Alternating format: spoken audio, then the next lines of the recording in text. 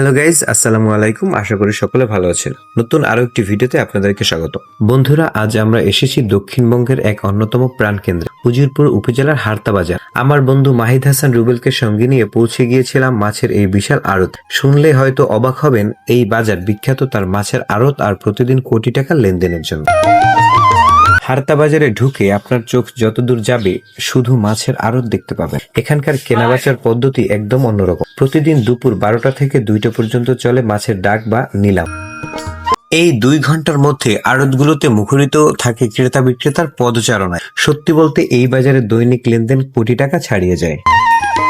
ডাকের মাধ্যমে মাছ কেনাবেচা শেষ হয়ে গেলে শুরু হয় বিশাল কর্মযজ্ঞ। বড় বড় ট্রাকে করে এই মাছগুলোকে পাঠানো হয় বাংলাদেশের বিভিন্ন জেলা উপজেলা ভোক্তার কাছে পৌঁছে দেওয়ার জন্য। আমরা যখন পৌঁছালাম তখন আড়তের বেচাকেনা প্রায় শেষ, কিন্তু তাতে কি, আমাদের জন্য অপেক্ষা করছিল আরো কিছু দারুণ দৃশ্য।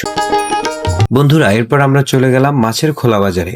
এখানকার দৃশ্যটা ছিল চোখ জুড়ানো, যেখানে দেখতে পেলাম বিলের ও চাষের বিভিন্ন প্রজাতির মাছের বিশাল সমাহার। জাতীয় মাছ ইলিশ থেকে শুরু করে আমাদের দেশীয় রুই, কাতলা, মৃগেল, ব্রিগেড, শোল, বোয়াল, টাকি ও শিং মাছ সবই ছিল সেখানে। তবে মজার বিষয় হলো, দেশীয় মাছের পাশাপাশি কিছু সামুদ্রিক মাছও দেখা মিলল এখানে।